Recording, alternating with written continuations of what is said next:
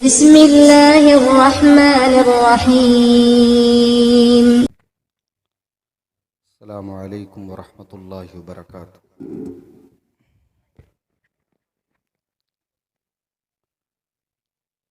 अल्हम्दुलिल्लाह नहमदुहू व नस्तईनुहु व नस्तगफिरुहु व नऊज़ु बिल्लाहि मिन शुरूरि अनफुसिना व मिन सय्यिआति अअमालिना। मन यहदिहिल्लाहु फला मुदिल्ल लहु व मन युद्लिल फला हादिय लहु। व अशहदु अल्ला इलाहा इल्लल्लाहु वहदहु ला शरीक लहु व अशहदु अन्न मुहम्मदन अब्दुहु व रसूलुहु। या अय्युहल्लज़ीना आमनुत्तक़ुल्लाहा हक़्क़ तुक़ातिही व ला तमूतुन्न इल्ला व अंतुम मुस्लिमून। या अय्युहन्नासुत्तक़ू रब्बकुमुल्लज़ी ख़लक़कुम मिन नफ़्सिन वाहिदा व ख़लक़ मिन्हा ज़ौजहा व बत्थ मिन्हुमा रिजालन कसीरन व निसाअ वत्तक़ुल्लाहल्लज़ी तसाअलून बिही वल अरहाम इन्नल्लाहा काना अलैकुम रक़ीबा। या अय्युहल्लज़ीना आमनुत्तक़ुल्लाहा वक़ूलू क़ौलन सदीदा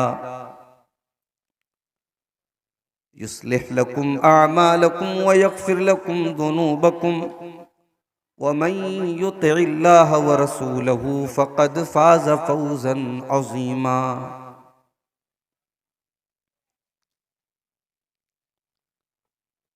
अम्मा बअदु फ़इन्न ख़ैरल हदीथि किताबुल्लाह व ख़ैरल हदी हदी मुहम्मदिन सल्लल्लाहु अलैहि वसल्लम व शर्रल उमूरि मुहदसातुहा व कुल्ल मुहदसतिन बिदअह व कुल्ल बिदअतिन ज़लालह व कुल्ल ज़लालतिन फिन्नार। अऊज़ु बिल्लाहि मिनश शैतानिर रजीम। बिस्मिल्लाहिर रहमानिर रहीम।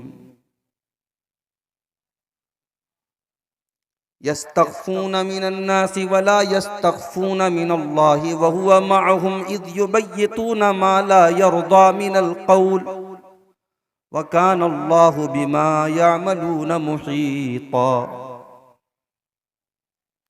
व क़ाल तआला फ़ी मक़ामिन आख़र इन्नल्लज़ीन युहिब्बून अन तशीअल फ़ाहिशतु फ़िल्लज़ीन आमनू लहुम अज़ाबुन अलीमुन फ़िद दुनिया वल आखिरह। सदर मोहतरम, उलमाए किराम, मोहतरम बुजुर्गों, नौजवान भाइयों, पर्दानशीन माओ और बहनों, प्यारे बच्चों, अहले बैत कौन है, उनका मकाम क्या है, उनका मर्तबा क्या है, उनके ताल्लुक से कुरान और हदीस की तालीमात क्या हैं, इस मौजू पर बिरादर अजीज शेख शाहिद जमाल नदवी हफिज़हुल्लाह का अभी आपने बड़ा ही मुदल्लल और जामे खिताब समात फरमाया। ये खिताब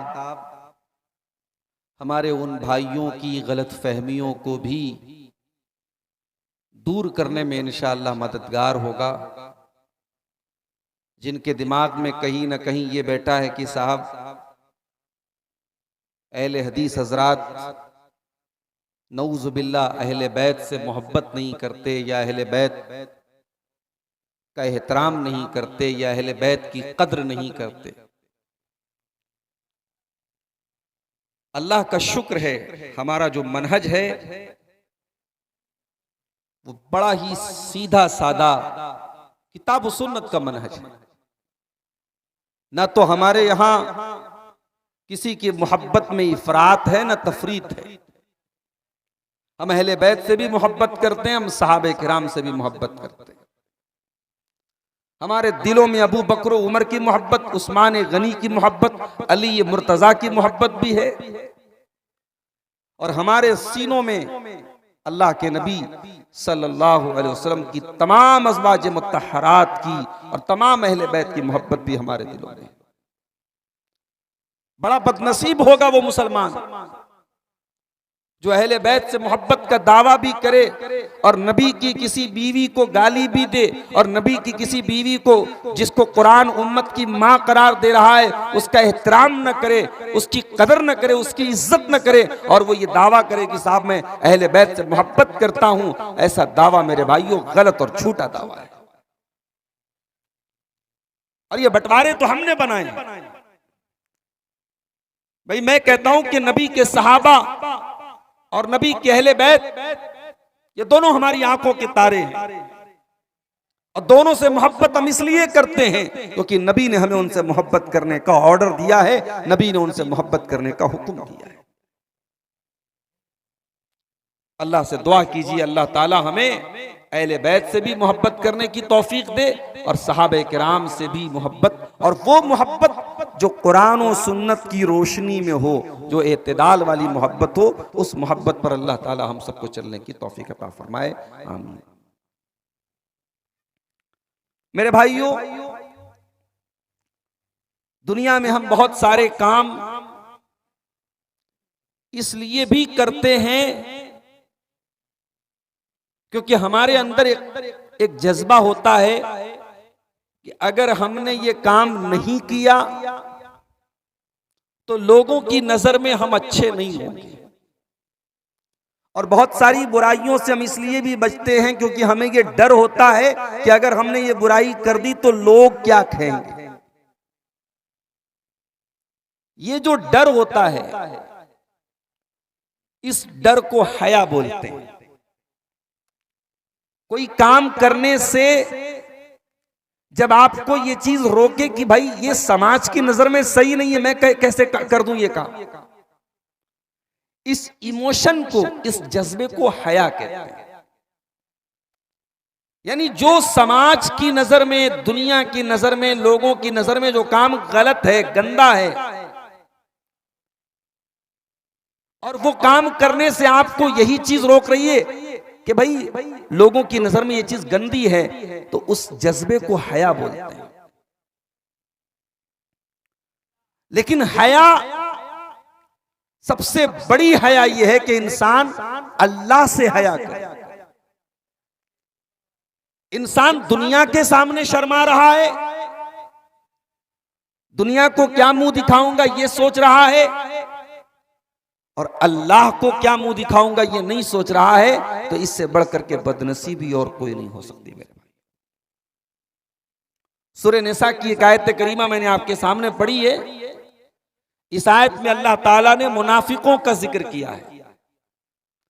मुनाफिक लोग जब कोई काम करते थे वो लोगों से डरते थे, लोगों से छुप करके काम करते थे, उनकी प्लानिंग लोगों से छुप करके होती थी, मगर वो ये भूल जाते थे कि अल्लाह से वो कोई चीज छुपा नहीं सकते। अल्लाह ने फरमाया, यस्तगफून मिनन नासी वला यस्तगफून मिनल्लाह। वो लोगों से तो पर्दा किया करते थे, लोगों से तो शर्माया करते थे, वो लोगों से तो छुप छुप करके इस्लाम के खिलाफ और नबी के खिलाफ प्लानिंग किया करते थे। वला यस्तगफून मिनल्लाह, लेकिन वो अल्लाह तबारक व तआला से पर्दा नहीं करते थे। वहुवा माहुम इज़ युबय्यतूना मा ला यर्दा मिनल क़ौल, और जब वो रातों को बैठ करके इस्लाम के खिलाफ प्लानिंग किया करते थे, नबी के खिलाफ प्लानिंग किया करते थे, अल्लाह तबारक व तआला उनकी एक एक एक्टिविटी को नोट करता था। अल्लाह ताला हर अमल में उनके साथ था। हर वो काम जब वो करते थे, अल्लाह ताला की नजर उनके ऊपर थी। अल्लाह उनकी एक एक हरकत को देख रहा था। व कान अल्लाहु बिमा यामलून मुहीता, अल्लाह उनके सारे आमाल को घेरे हुए था। अल्लाह को सब पता था वो कब क्या कर रहे हैं। तो ये बहुत बड़ी बदनसीबी है कि इंसान लोगों से तो शर्माए, अल्लाह से ना शर्माए। लेकिन अगर लोगों से भी शर्मा करके इंसान बुराई से बचता है तो ये भी अच्छी चीज है।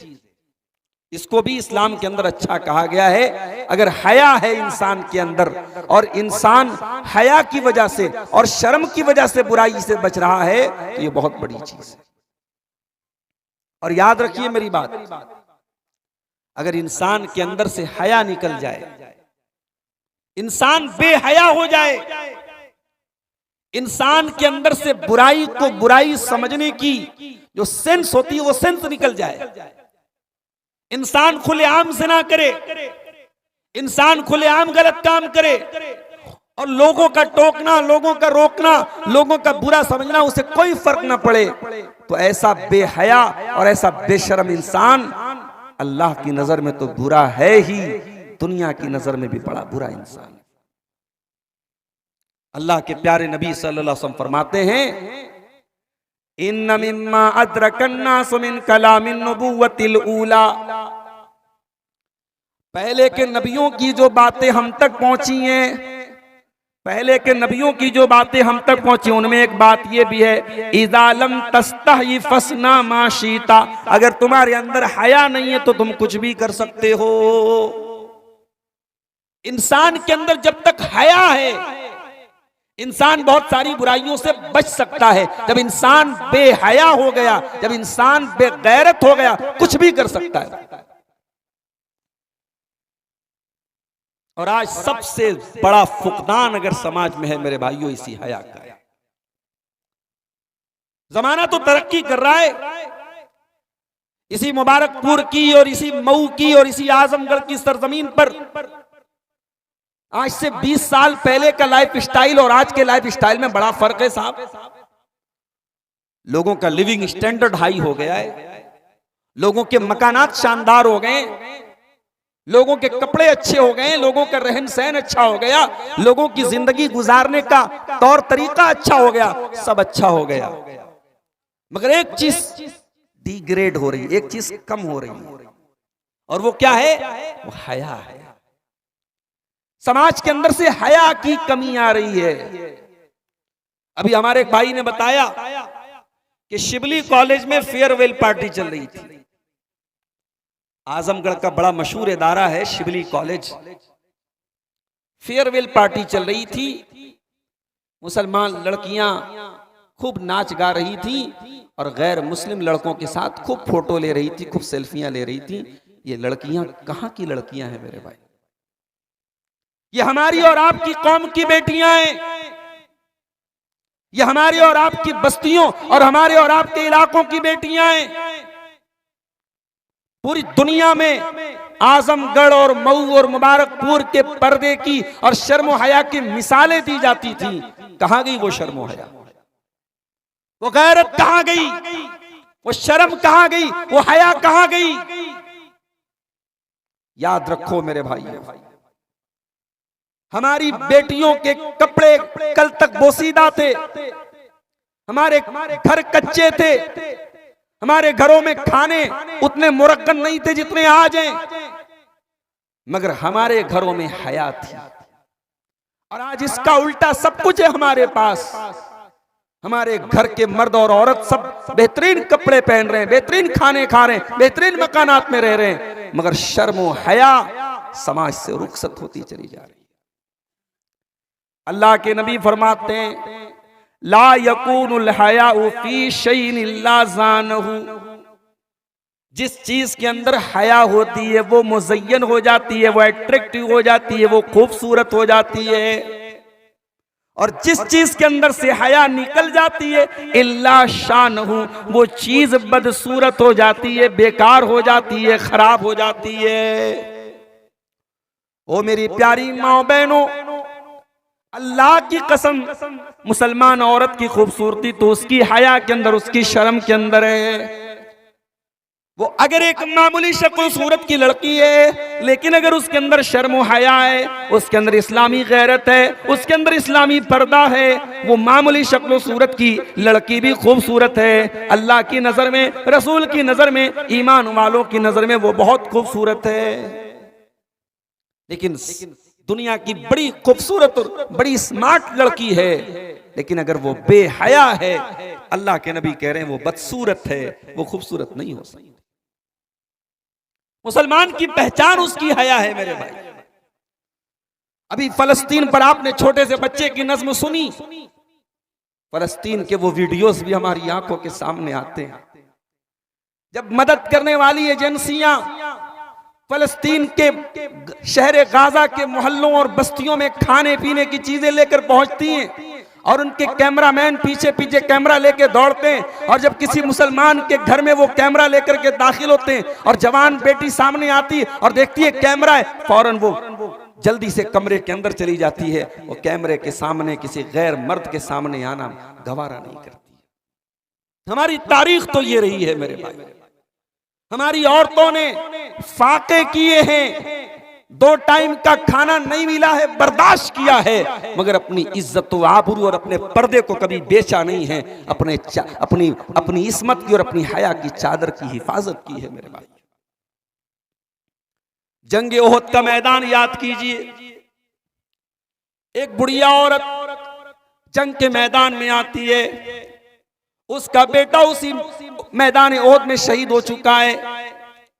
अपने बेटे का पता करने आती है, मालूम ही होता है कि बेटा शहीद हो चुका है, बेटा इंतकाल कर चुका है। बूढ़ी औरत है, सर से पैर तक पर्दे में आती है, चेहरे को छुपा करके आती है, चेहरे को कवर करके आती है। कोई उसको ताना भी देता है कि ऐ बूढ़ी औरत, जंग के मैदान में तुझको पर्दा करने की क्या जरूरत है? जंग के मैदान में भी तू पर्दा कर रही है, तेरा बेटा इंतकाल कर चुका, तेरा बेटा मर चुका है, शहीद हो चुका है, और यहां तुझे पर्दे की पड़ी है, तू चेहरा ढांप रही है। उस औरत ने क्या जवाब दिया था? उस औरत ने जो जवाब दिया था वो सोने के हुरूफ से लिखे जाने के काबिल। उसने कहा था, रुजी तू इब्नी वलम उर्जा हयाई। ओ लोगो, मैंने बेटे को खोया है, मैंने शर्मो हया को नहीं खोया है। मेरा बेटा गया है, मेरी शर्मो हया नहीं गई है, मेरी शर्मो हया जिंदा है, मेरी शर्मो हया बाकी है। हमारा इतिहास तो ऐसा था मेरे भाइयों, हमारी तारीख तो ऐसी थी। हमारे दीन की पहचान शर्मो हया है। अल्लाह के नबी सल्लल्लाहु अलैहि वसल्लम फरमाते हैं, इन्ना लिकुल्लि दीनिन खुल्का व खुल्कुल इस्लामी अल हया। हर दीन की एक पहचान होती है और इस्लाम की पहचान हया है। इस्लाम का मानने वाला हयादार होता है। और एक कदम और आगे बढ़ के एक बात बोलूं, जिस सोसाइटी से हया निकल जाएगी उस सोसाइटी से ईमान भी निकल जाएगा। ये जो हम हाय तौबा मचा रहे हैं ना, हमारी बेटियां मुर्तद हो रही हैं, किसी गैर मुस्लिम के साथ फरार हो रही हैं। इस मोड़ पर हम पहुंचे हैं तो क्यों पहुंचे हैं?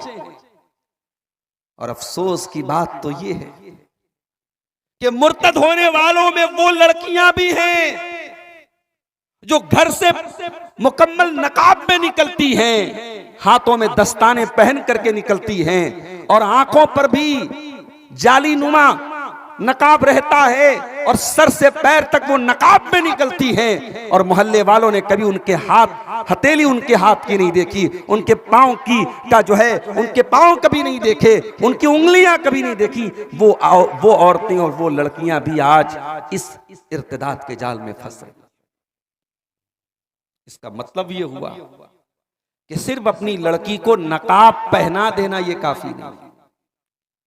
माफ करना मेरे भाइयों, अपनी बेटियों को सिर्फ नकाब पहना देना, घर से पर्दे में निकाल देना ये काफी नहीं है। उस नकाब का मकसद क्या है, वो नकाब आपकी बेटी क्यों पहन रही है, ये तालीम भी अपनी बेटियों को देना जरूरी है।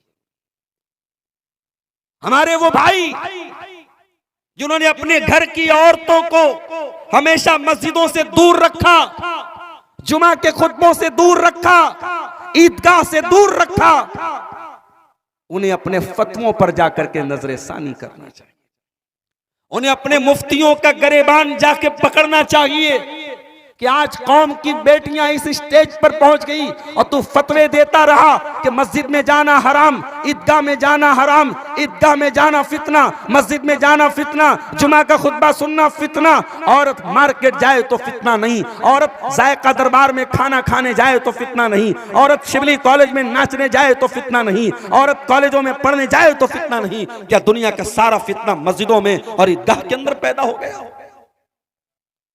मेरे भाइयों, इन फतवों ने हमारी कौम की बेटियों को दीन से दूर रखा और आज हालात ये हैं कि कौम की बेटी नकाब तो पहनती है, पर्दा तो करती है, मगर पर्दे का मकसद क्या है, नकाब का मकसद क्या है, उस जवान बेटी को कभी किसी ने बताया ही नहीं। इसीलिए अल्लाह ताला कुरान करीम में जब पर्दे का हुक्म देता है तो पर्दे का मकसद भी बयान करता है। या अय्युहन नबी कुल अज़वाजिका व बनातिका व निसाइल मुमिनीन, ऐ नबी अपनी बेटियों से भी कह दीजिए, अपनी बीवियों से भी कह दीजिए। अभी अहले बैत की अजमत पर तकरीर हो रही थी। हमारे बहुत सारे भाई कहते हैं साहब नबी की तो सिर्फ एक बेटी थी, सैयदा फातिमा ज़हरा। ये कौन सी मोहब्बत अहले बैत है? ये कौन सी मोहब्बत अहले बैत है कि आप कुरान के अकीदे का इनकार कर रहे हैं? कुरान तो कह रहा है कि नबी की बेटी नहीं थी, नबी की बेटियां थीं। हदीस की किताबें बताती है नबी की 4 बेटियां थीं, सीरत की किताबें बताती है नबी की 4 बेटियां थीं। तो कौन सा अकीदा हम लेके बैठेंगे साहब? हम एक बेटी को बेटी मानते हैं और 3 बेटियों को बेटी मानने को तैयार नहीं। यहां अल्लाह अपने नबी से कह रहा है, ऐ नबी अपनी बीवियों से कह दो और अपनी बेटियों से कह दो। बेटी नहीं का बेटियों, वह बनाती का अरबी जबान में बिंत की जमा आती है, बनात। बनात प्लूरल के लिए आता है। अरबी जबान में कम से कम 3 चीजों के लिए प्लूरल आता है, यानी नबी की बेटियां 2 से ज्यादा हैं, 1 भी नहीं है, 2 भी नहीं, 2 से ज्यादा हैं, कम से कम 3 हैं। और हदीस और सीरत की किताबें बताती नबी की 4 बेटियां।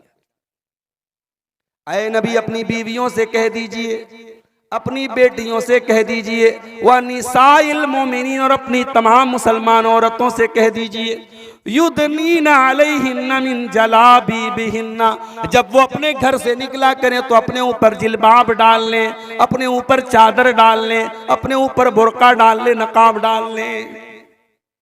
क्यों डाल लें? ज़ालिका अदना अन युरफ़ना फला युज़ैन, ये पर्दा, ये पहचान बन जाएगा, दुनिया को ये मैसेज दे देगा, हम नकाब पहनने वाली लड़कियां हैं, हम बुर्का पहनने वाली लड़कियां हैं, हम पर्दा करने वाली लड़कियां हैं, और कोई हमको छेड़ने की जुर्रत न करे, कोई हमारे करीब आने की जुर्रत न करे। हम तो घर से निकले तो जिल्बाब में निकले, नकाब में निकले। ये पर्दा तो तुझे प्रोटेक्शन देने के लिए था, ये पर्दा तो तेरी इज्जत व आबरू को बचाने के लिए था। ऐ मेरी बहन, आज इस पर्दे का इतना बड़ा मिसयूज हो रहा है कि तू किसी काफिर के साथ, किसी मुशरिक के साथ इस नकाब में तू गुलछर्रे उड़ा रही है। इससे बढ़ करके इस कौम के लिए चुल्लू भर पानी में डूब मरने का क्या मकाम होगा मेरे भाई?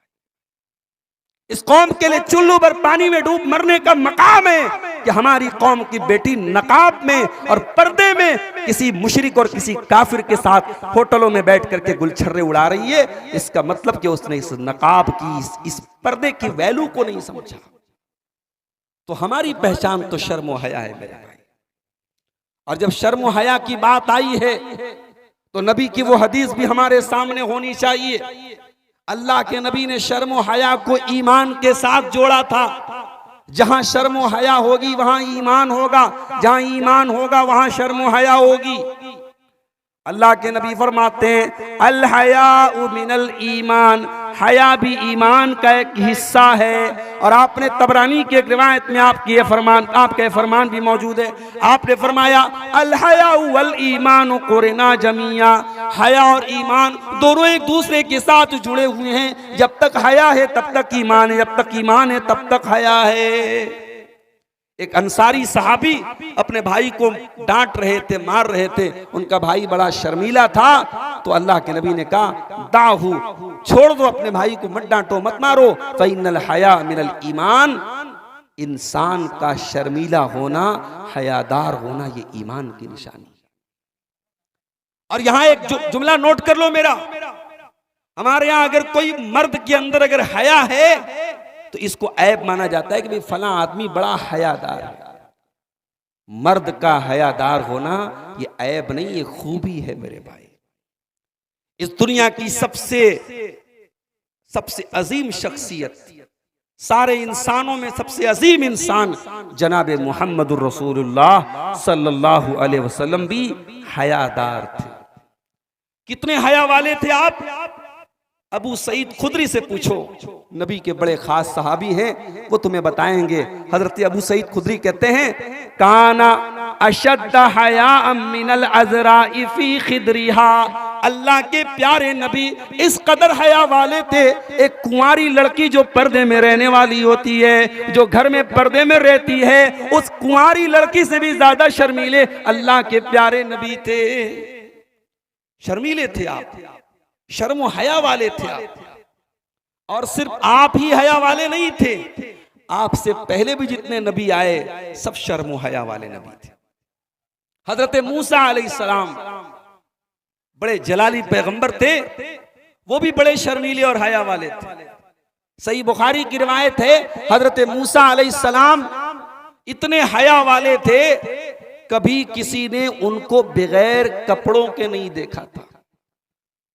भाई मर्द जो होता है, कभी ऐसा भी होता है कि गर्मी में इंसान, गर्म बहुत हो रहा है, बनियान उतार दिया, घर के बाहर टहल रहा है, मोहल्ले वाले देख रहे हैं, पड़ोसी देख रहे हैं। हजरत मूसा अलैहिस्सलाम इतने हया वाले थे, उनको बगैर कपड़े के किसी ने देखा ही नहीं था। कभी वो किसी आम आदमी के सामने कभी कपड़ा उतारते ही नहीं थे। तो यहूदियों ने, बनी इस्राइल ने उनके बारे में एक बात उड़ानी शुरू कर दी कि इनको लग रहा है कोई बीमारी है, इनके ऊपर कुछ दाग है, ये कभी किसी के सामने इन्होंने अपना बदन खोला नहीं है, इनका सतर कभी किसी के सामने खुला नहीं है, इसका मतलब जरूर इनको कोई बीमारी है। अब ये बात फैल गई पूरे यहूदियों में, बनी इस्राइल में। अब अल्लाह तबारक व तआला ने हजरत मूसा अलैहिस्सलाम को इस इल्जाम से बरी करने के लिए अल्लाह ने हजरत मूसा के लिए एक मोजज़ा जाहिर किया। एक दिन हजरत मूसा नहा रहे थे, अकेले में नहा रहे थे और कपड़ा उतार करके नहा रहे थे, और कपड़ा एक पत्थर के ऊपर उन्होंने रखा था। इससे पता ये चला कि अगर बाथरूम पैक है, पैक बाथरूम के अंदर बगैर कपड़े के भी आदमी नहा सकता है, बदन पे कोई कपड़ा ना हो तो भी नहा सकता है, कोई हरज की बात नहीं अगर बाथरूम पैक है। हजरत मूसा अलैहिस्सलाम तन्हाई में नहा रहे थे और कपड़ा उतार करके उन्होंने एक पत्थर पे रखा था। अब जब वो नहा चुके और कपड़ा लेने के लिए पत्थर के पास पहुंचे, अल्लाह तबारक व तआला ने पत्थर को हुक्म दिया और पत्थर इनका कपड़ा लेके भागने लगा। अब ये पत्थर के पीछे पीछे दौड़ रहे हैं और कह रहे हैं सौबी हजर, सौबी हजर, ऐ पत्थर मेरा कपड़ा जल्दी से दे। और पत्थर इनको लेता हुआ बनी इस्राइल के एक गिरोह के पास से गुजरा, जहां बनी इस्राइल के कुछ लोग बैठे थे, और उन्होंने पहली मर्तबा हजरत मूसा अलैहिस्सलाम के बदन को देखा जो बिल्कुल बेऐब था और जिसमें किसी किस्म की कोई बीमारी नहीं थी। और वहां पहुंचने के बाद पत्थर स्टॉप हो गया। हजरत मूसा अलैहिस्सलाम ने जल्दी से कपड़ा पहना और कपड़ा पहनने के बाद अपने असा के जरिए, अपनी लाठी के जरिए पत्थर को मारा और उनकी लाठी से पत्थर के ऊपर निशान भी पड़ गया। हालांकि भी लाठी की क्या हकीकत है पत्थर के आगे, मगर हजरत मूसा का जो आसा था वो तो जबरदस्त था। उस आसा के निशान पड़ गए उस पत्थर के ऊपर। और इसी के बारे में अल्लाह ताला ने कुरान की आयत नाजिल फरमाई है। अल्लाह ने फरमाया, या अय्युहल्लज़ीना आमनू ला तकूनू कल्लज़ीना आज़ौ मूसा, ऐ ईमान वालों उन लोगों की तरह मत हो जाओ जिन्होंने मूसा अलैहिस्सलाम को तकलीफ पहुंचाई। फबर्रअहुल्लाहु मिम्मा क़ालू, तो अल्लाह तबारक व तआला ने उनके झूठे इल्जाम से हजरत मूसा अलैहिस्सलाम को बरी कर दिया और उनकी बरात को जाहिर कर दिया। इस आयत की तफसीर में अल्लाह के प्यारे नबी का यह फरमान मौजूद है। तो मूसा अलैहिस्सलाम भी शर्मो हया करने वाले थे मेरे भाई। और ये तो नबियों की बात है। हमारा रब, हमारा परवरदिगार, हमारा अल्लाह भी शर्मो हया करने वाला है। और अल्लाह की शर्मो हया कैसी है भाई? इंसान की शर्मो हया कभी कभी उसकी कमजोरी भी बन जाती है। इंसान इसलिए शर्माता है क्योंकि वो कमजोर होता है, मगर अल्लाह की शर्मो हया कोई कमजोरी की वजह से नौजुबिल्लाह नहीं है। अल्लाह की शर्मो हया उसकी शान के लायक है। अल्लाह के नबी फरमाते हैं, तिरमिज़ी की सही रिवायत है, इन्नल्लाह हय्युन करीमुन, अल्लाह ताला बड़ी हया वाला है, बड़ा करम वाला है। यस्तही इज़ा रफ़ा रजुलु इलैहि यदैहि, जब बंदा अल्लाह की बारगाह में अपने दोनों हाथ उठाता है, अन यरुद्दहुमा सिफ़रन खाइबतैन, अल्लाह ताला अपने बंदे को खाली हाथ लौटाने से शर्माता है। बंदा अल्लाह के सामने दोनों हाथ उठा के दुआ करे, फैला के दुआ करे, अल्लाह अपने बंदे की दुआ को कभी रद्द नहीं करता है। अल्लाह शर्माता है, अल्लाह शर्माता है, अल्लाह हया करता है। तो हया करना मेरे भाइयों अल्लाह की भी सिफत है। तो हया अपने अंदर पैदा करो। और जब हया की बात आई है तो सबसे बड़ी हया यह है कि इंसान अल्लाह से हया करे। इंसान के दिल में यह एहसास हो कि अल्लाह को जवाब देना है। और अगर ये एहसास ना हो तो माफ कीजिएगा, इंसान हज करने जाता है और उम्रा करने जाता है, मक्का जाता है और खाने काबा का तवाफ करता है और वहां भी गलत काम करता है। एक दिन मैं गौर कर रहा था कि औरत को एहराम की हालत में चेहरा खोलने का हुक्म क्यों दिया गया? भाई एक मसला है ना।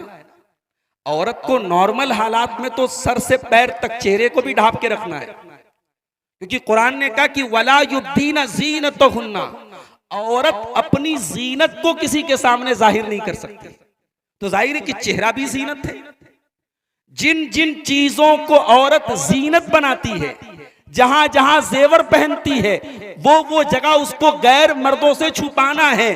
अब चेहरे पर क्या औरत नाक में नथुनी नहीं पहनती है, कान में ईयर रिंग नहीं पहनती है, तो औरत का चेहरा भी उसकी जीनत है। हाथों में औरत चूड़ी पहनती, कंगन पहनती, तो हाथ भी उसकी जीनत है। पैरों में पायल पहनती, पैर भी जीनत है। तो औरत को सर से पैर तक अपने बदन को गैर मर्द से छुपाना है, ये कुरान का हुक्म है। वला युब्दीना ज़ीनतहुन्ना, औरत गैर मर्द के सामने अपनी जीनत जाहिर न करे।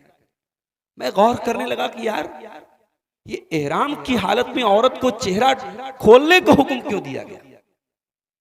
ये बहुत बड़ा इम्तिहान है भाई। एक इंसान उम्रा करने गया है, हज करने गया है, अल्लाह के घर में है, एहराम की हालत में है, और वहां जितनी औरतें एहराम की हालत में सबका चेहरा खुला है, अल्लाह के हुक्म से खुला है। अल्लाह चाहता तो कह देता कि जैसे आम हालात में पर्दा करना है वैसे हालत एहराम में भी पर्दा करना है, चेहरे को कवर करके रखना है, मगर वहां चेहरा खोलने का हुक्म दिया गया। इंसान को के लिए जब गुनाह करना आसान हो जाए, इंसान के लिए जब गुनाह करना आसान हो जाए, तो वहां पर ईमान की और तकवा की आजमाइश ज्यादा होती है मेरे भाई। एहराम की हालत में आपके सामने हजारों औरतें अपने चेहरे को खोल करके अल्लाह के घर में और खाने काबा के पास तवाफ कर रही हैं। अब आप अपने आप को, अपनी आंखों को बचाते हैं या नहीं बचाते हैं? ये इम्तिहान है, आपके उम्रा का इम्तिहान है, आपके हज का इम्तिहान है। इसीलिए जब अल्लाह के नबी हज और उम्रा का जिक्र करते हैं तो बार बार क्या फरमाते हैं, मन हज फलम यरफुस वलम यफसुक रजा कयौमिन वलदतु उम्मुहु। जो हज करके आता है और हज के दौरान कोई बेहुदा काम नहीं करता, कोई गंदा काम नहीं करता, जब वो हज करके आता है तो ऐसे लौटता है जैसे उसकी माँ ने उसको जन्म दिया है, आज ही उसकी माँ ने उसको पैदा किया है। इम्तिहान है आपके तकवा का।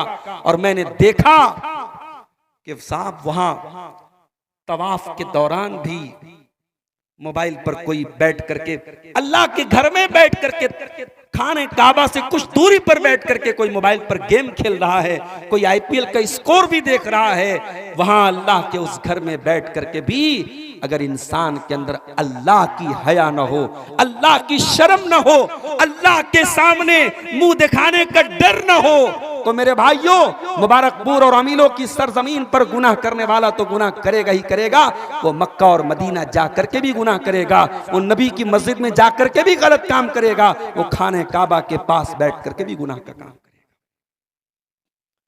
इसीलिए अल्लाह कुरान में हमसे कहता है, वमा तकूनु फी शानिन वमा ततलू मिन्हु मिन कुरआनिन वला तामलून मिन अमलिन इल्ला कुन्ना अलैकुम शुहूदा। ऐ नबी, आप जिस हाल में भी होते हैं आप कुरान की तिलावत करते रहते हैं, और ऐ ईमान वालों, तुम जो भी अमल करते रहते हो, इल्ला कुन्ना अलैकुम शुहूदा, हम तुम्हारे ऊपर गवाह होते हैं, हम तुम्हारे ऊपर निगरां होते हैं। इज़ तुफीदूना फीही, जब तुम वो काम करते रहते हो हम तुम्हारे ऊपर निगरानी करते रहते हैं। वमा याज़ुबु रब्बिका मिन मिस्काली दर्रतिन फिल अर्दि वला फिस समाई वला अस्ग़र मिन ज़ालिका वला अकबर इल्ला फी किताबिन मुबीन। एक जर्रा के बराबर भी कोई अमल, कोई चीज जमीन के अंदर कहीं पर हो, आसमान के अंदर कहीं पर हो, अल्लाह की किताब में, अल्लाह की तकदीर की किताब में उसको भी लिखा गया है, लौहे महफूज के अंदर उसको भी लिखा गया, उसका भी रिकॉर्ड मौजूद है।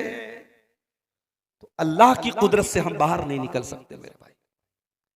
इसीलिए अल्लाह के नबी ने एक मर्तबा सहाबा किराम से कहा, इस्तहयू मिनल्लाहि हक्कल हया, ऐ मेरे सहाबा अल्लाह से हया करो, अल्लाह से शर्माया करो जैसा अल्लाह से शर्माने का हक है। सहाबा ने कहा, अल्लाह के नबी, अल्लाह का शुक्र है कि हम अल्लाह से शर्माते हैं। आपने फरमाया, नहीं नहीं ऐ मेरे सहाबा, अल्लाह से शर्माने का मतलब वो नहीं जो तुम समझते हो। ऐ मेरे सहाबा कान खोल करके सुन लो, अल इस्तिहयाउ मिनल्लाहि हक्कल हया, अल्लाह से शर्माना, अल्लाह से हया करने का मतलब ये, अंता फजर रास वमा वा वल बतना वमा हवा व अंत तज़क्करल मौत वल बिला।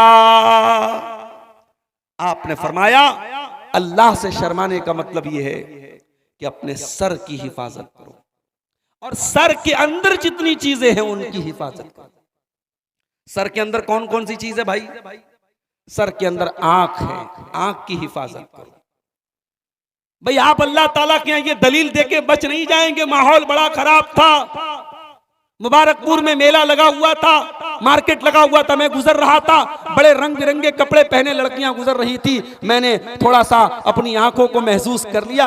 ये दलील वहां काम नहीं देगी, आपको हिफाजत करना है अपनी आंखों। आप यूरोप चले जाएं, अमेरिका चले जाएं, दुनिया के किसी भी कोने में चले जाएं, कुरान का वो हुक्म एक मुसलमान पर अप्लाई होगा।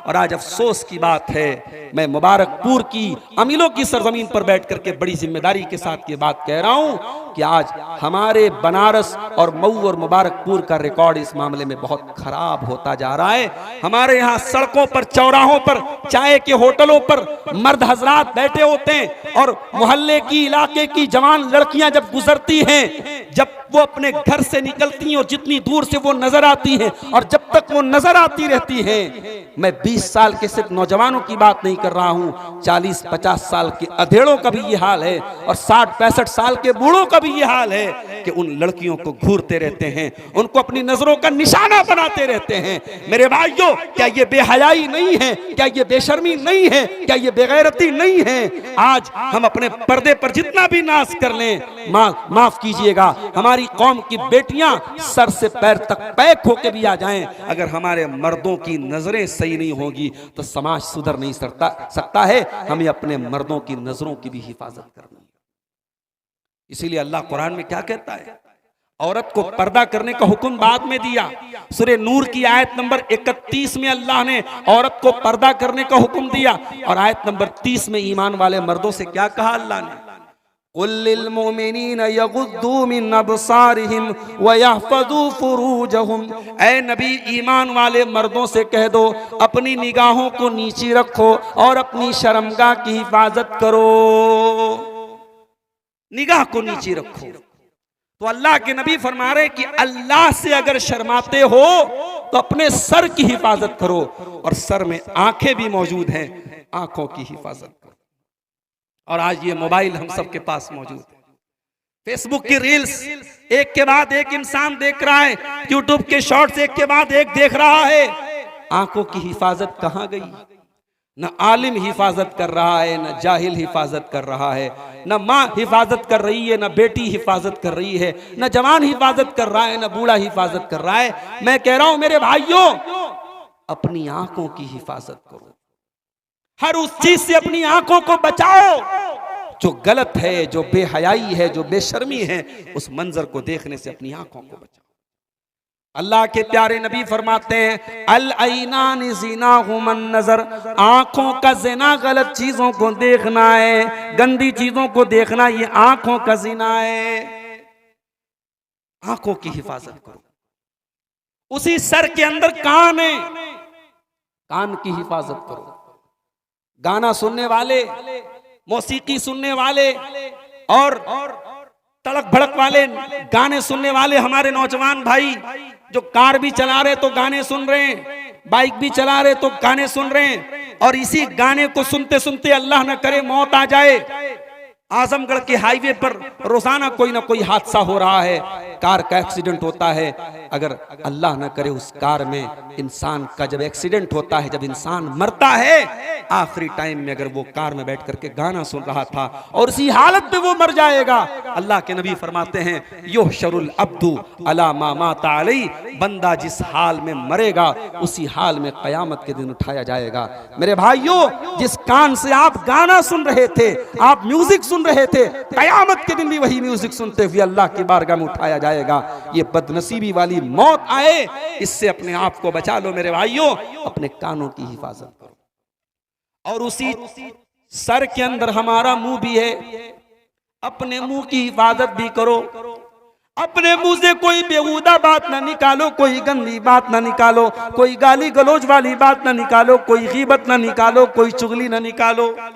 अल्लाह के नबी फरमाते हैं, अंता फजर रास वमा वा, अपने सर की हिफाजत करो और सर के अंदर जितनी चीजें उनकी हिफाजत करो। नंबर 2, वल बतन वमा हवा, और पेट की हिफाजत करो और पेट से रिलेटेड जो चीजें उसकी भी हिफाजत करो। पेट से रिलेटेड क्या क्या है? पेट से रिलेटेड इंसान की शर्मगाह है, पेट की हिफाजत करो। पेट अगर अल्लाह की शर्म है, अल्लाह की हया है हमारे अंदर, तो पेट के अंदर हराम चीजें ना जाएं, हराम के लुक़्मे ना जाएं। आईपीएल का मैच चल रहा है, तुम सट्टेबाजी के जरिए पैसा कमा रहे हो, शेयर मार्केट में नाजायज तरीके से, हराम तरीके से शेयर मार्केट में पैसा लगा रहे हो। और अभी आर्मी का एक जवान, आज मैंने न्यूज देखी कि आर्मी का एक सिपाही, आर्मी का एक जवान, उसने शेयर मार्केट में कर्जे ले लेके पैसे लगाए थे, और आखिर में जब कर्जदार हो गया और कर्जा अदा करने की ताकत नहीं थी उसके पास, उसने सुसाइड कर लिया, आत्महत्या कर ली, जान दे दी। और इसी मऊ की सरजमीन पर ये ऑनलाइन जुआ के बहुत सारे ऐप हैं, इन ऐप के जरिए जो है मेरे पास ऐसी खबरें भी आई हैं कि इन ऐप्स में पैसा लगाने की वजह से बाद नौजवान लड़के इस कदर कर्जदार हो गए कि पूरा घर परेशान हो गया और पूरे घर वालों का घर से निकलना महाल हो गया। मेरे प्यारे साथियों, अपने लुक़्मों को हराम हलाल लुक़्मे अपने पेट में डालो, हराम लुक़्मों से अपने आप को बचाओ। ये हराम कमाई के तरीके रातों रात आपको अमीर बनाने के तरीके वल्लाह ये आपकी नस्लों को बर्बाद कर रहे हैं, आपके घरों की बरकत को बर्बाद कर रहे हैं। कामयाबी का कोई शॉर्टकट नहीं है मेरे भाइयों। आप बिजनेस करो, आप कारोबार करो, तिजारत करो, हलाल तरीके से पैसे कमाने के बहुत सारे तरीके हैं। हराम से बचो। अल्लाह के नबी कह रहे अपने पेट की हिफाजत करो। वमा हवा, और पेट से जुड़ी हुई जो चीज है, पेट से जुड़ी क्या चीज है? शर्मगाह भी है। इंसान अपनी शर्मगाह की हिफाजत करे, इंसान जिना से बचे, इंसान बदकारी से बचे। लड़के लड़कियों की टाइम पर शादी करो। अपनी शादी के अंदर बहुत सारे रस्मों रिवाज और बहुत सारी पाबंदियों को खत्म करो। मैं लड़कियों की शादी पर अक्सर तकरीर में जोर देता हूं। बनारस का एक नौजवान मुझसे कहने लगा, मौलाना अब सिर्फ लड़कियों की शादी करना मुश्किल नहीं, लड़कों की शादी भी बहुत मुश्किल होगी। मैंने कहा वो कैसे? कहा लड़की अगर झोपड़ी में भी रहती है तो उसके बाप की ये फीलिंग होती है, उसकी माँ की ये फीलिंग होती है कि हमारी लड़की महल में जाके रहे।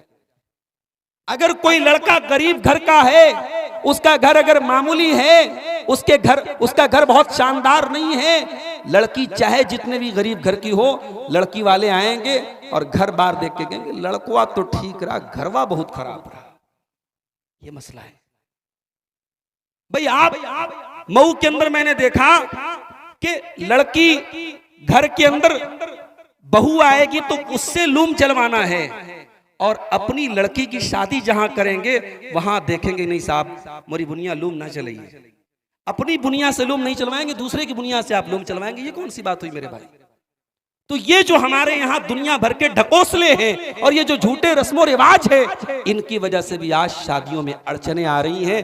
30-30 साल के, 35-35 साल के लड़के, साहब अब सऊदी कमाने चला गया लड़का, अब वो 5 साल के बाद जब आएगा तब हम उसकी शादी करेंगे हैं। अगर किसी लड़के की 3 बहनें हैं, लड़का जवान हो चुका है, उसकी बहनें छोटी हैं, मगर शर्त लग गई पहले बहनों की शादी होगी तब लड़के की शादी होगी। इस तरीके से बहुत सारी शर्तें लगा करके हमने निकाह को मुश्किल कर दिया है। मेरे भाइयों ये सहाबा का दौर नहीं है, ये नबी का दौर नहीं है, ये 2024 का दौर है, ये फित्रों का दौर है, ये जिना और बदकारी के उरूज का दौर है। इस दौर में आपने अपनी नौजवान नस्ल को अगर निकाह को आसान नहीं किया, अपने लड़के लड़कियों की शादी वक्त पर नहीं की, आप अपने घर को, अपने परिवार को बदकारी और जिनाकारी से नहीं बचा पाएंगे, बहुत मुश्किलात खड़ी हो जाएंगी। इसलिए अपने लड़के लड़कियों की सही वक्त पर शादी करो, शर्मगाह की हिफाजत करो। मेरे नबी फरमाते हैं 2 चीजों की गारंटी ले लो, मैं तुमको जन्नत की गारंटी देता हूं, अपनी जबान की गारंटी ले लो और अपनी शर्मगाह की गारंटी ले लो। तो अल्लाह के नबी फरमा रहे हैं कि ऐ मेरे सहाबा, अगर अल्लाह से शर्माते हो तो अपने पेट की हिफाजत करो और पेट से जुड़ी हुई जो चीजें हैं उनकी हिफाजत करो। और तीसरा काम क्या करना है? व अंत तज़क्करल मौत वल बिला, अपनी मौत को याद करो और अपने कब्र में मिट्टी में जाने को याद करो। एक दिन तुम्हें मरना है और मिट्टी में मिल जाना है, उस दिन को तुम याद करो। वमन अरादल आखिरत तरक ज़ीनतद दुनिया, और जो आखिरत की तैयारी करता है, जो आखिरत में अपनी कामयाबी चाहता है, वो दुनिया की ज़ेबो ज़ीनत को छोड़ देता है। मेरी माँ और बहनों, आपसे भी कहना चाहता हूँ, दुनिया के पीछे मत भागो। दुनिया में बेहतरीन कपड़ा, दुनिया में फैशनबाजी, दुनिया में अच्छा खाना, अच्छा घूमना फिरना ठीक है, जायज है, मगर इसको जिंदगी का मकसद मत बनाओ। ये सोचो कि आखिरत में हमारी जिंदगी कैसे अच्छी हो जाए, इस पर मेहनत करो। दुनिया में अगर चकाचौंध वाली जिंदगी गुजार भी ली और आखिरत अगर बर्बाद हो गई तो ये घाटे का सौदा है। तो मेरे प्यारे भाइयों, अल्लाह से शर्माना ये सबसे बड़ी हया है, ये हम सब अपने अंदर पैदा करें। इसी तरीके से फरिश्तों से भी हया होनी चाहिए। हजरत उमर बिन अब्दुल अजीज रहमतुल्लाह अलैह अपने गवर्नरों को खत लिखते हैं तो कहते हैं फरिश्तों से शर्माया करो, फरिश्ते हर वक्त हमारी निगरानी करते हैं। और 2 फरिश्ते तो ऐसे हैं जिनके बारे में अल्लाह ने कुरान में फरमाया, व इन्ना अलैकुम लहाफिज़ीन किरामन कातिबीना यालमून मा तफ़अलून, हमने तुम्हारे ऊपर किरामन कातिबीन को मुकर्रर कर दिया है, जो तुम्हारी एक एक हरकत को नोट कर रहे हैं, एक एक हरकत को लिख रहे हैं। फरिश्ते हमारी एक एक हरकत को लिख रहे हैं।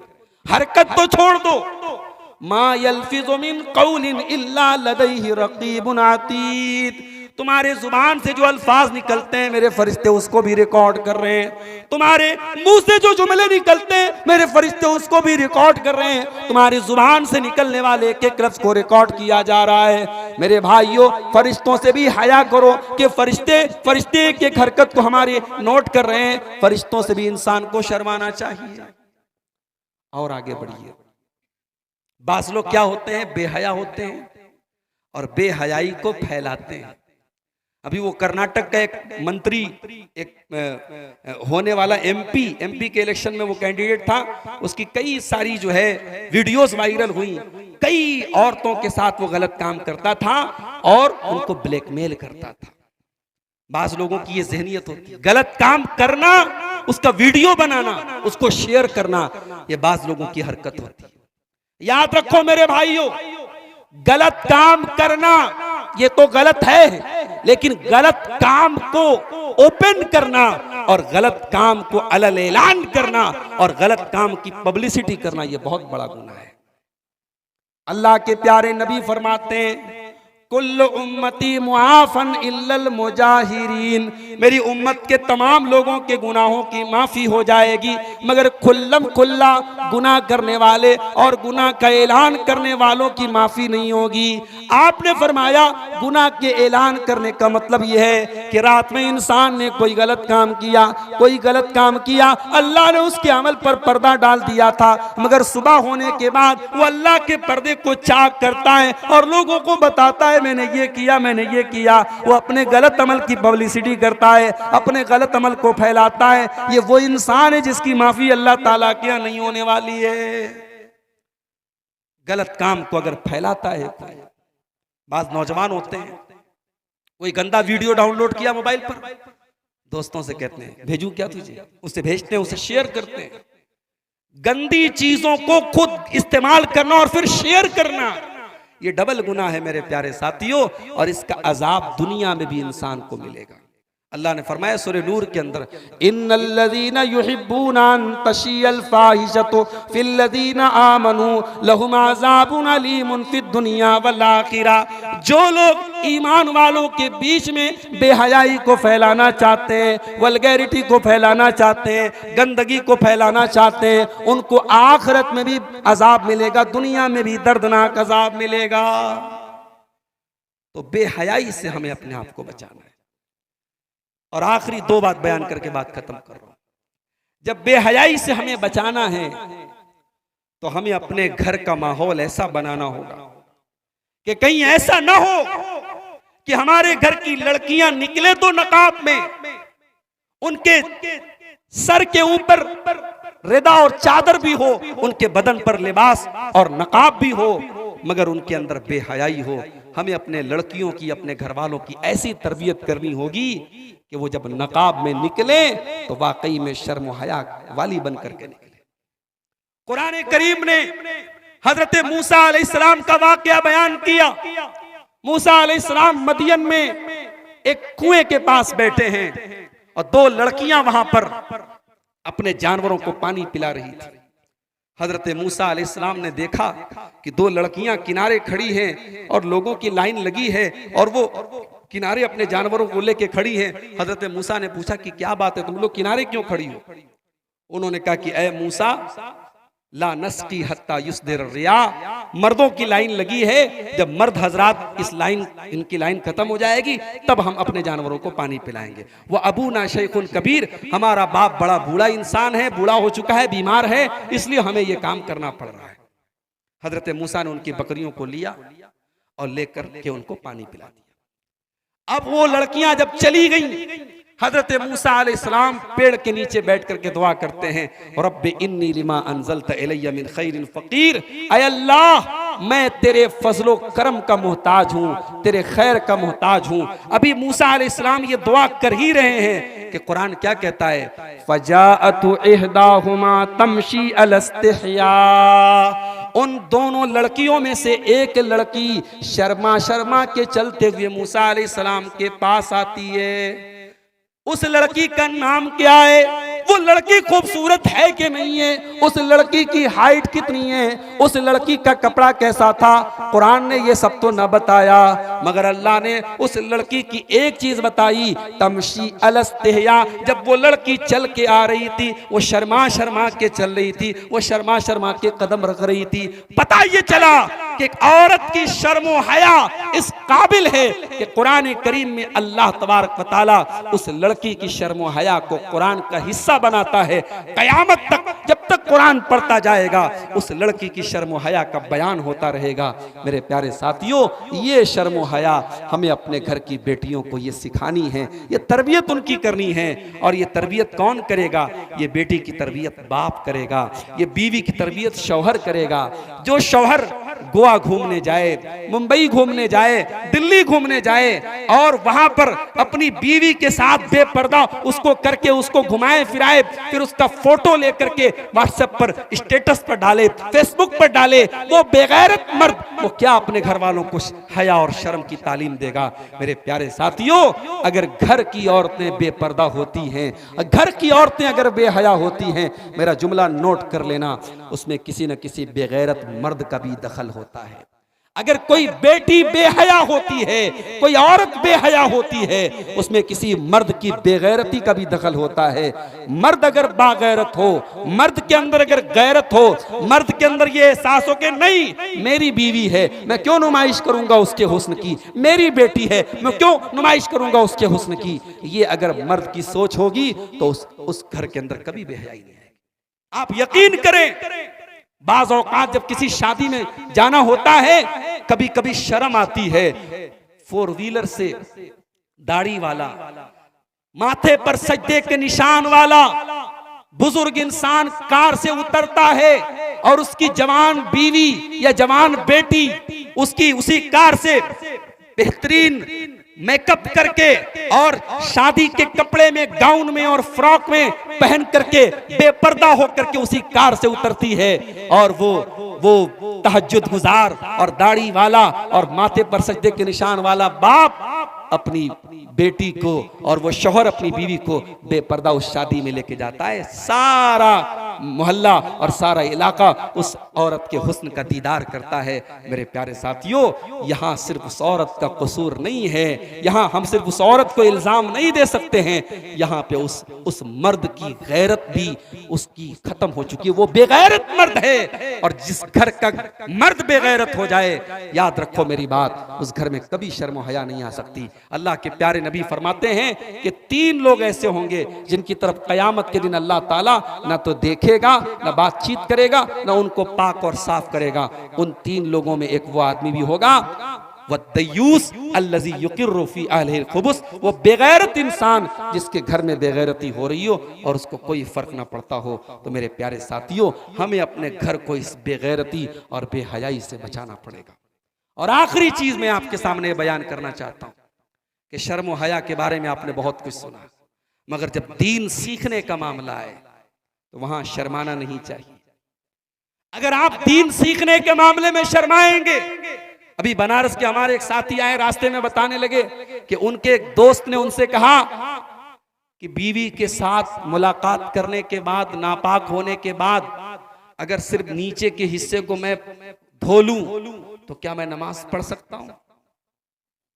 अब अगर एक इंसान दीन के इस मसले को आलिम से नहीं पूछता है और खुद से अपने दिमाग से फतवा देने लगता है और मसले पर अमल करने लगता है, और उसको मालूम भी नहीं है कि जब वो हालत में है तो अब उसके ऊपर गुस्ल वाजिब है, उसको नहाना पड़ेगा, और जब तक वो गुस्ल नहीं करेगा तब तक वो नमाज नहीं पढ़ सकता है। अगर इस मसले को वो आलिम से नहीं पूछेगा और नहीं पता करेगा, सोचो उसी हालत में वो कितनी नमाजें पढ़ेगा और कितनी नमाजें उसकी बर्बाद हो जाएंगी। तो दीन सीखने के मामले में इंसान को 2 चीजें दीन सीखने के रास्ते में रुकावट बनती हैं। एक तकब्बुर, इंसान घमंडी होता है कि साहब हम क्यों पूछे, हमें तो बहुत आता है, तकब्बुर बहुत बड़ी रुकावट है, और दूसरे शर्म हया बहुत बड़ी रुकावट है। इसीलिए अंसार की औरतें जब अल्लाह के नबी के पास आती थी और बड़े प्राइवेट किस्म के मसाइल, हैज का मसला, जनाबत का मसला, मियाँ बीवी के ताल्लुक का मसला जब पूछती थी तो हजरत आयशा एक बात कहती हैं नेअमन निसाउ निसाउल अंसार, अंसार की औरतें बहुत बेहतरीन होती हैं।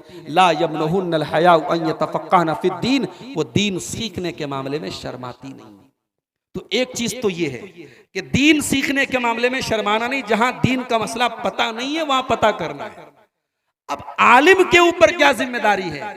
आलिम को पता है तो मसला बता दे, पता नहीं है तो एक चीज याद कर ले, ला अदरी, आई डोंट नो, मैं नहीं जानता।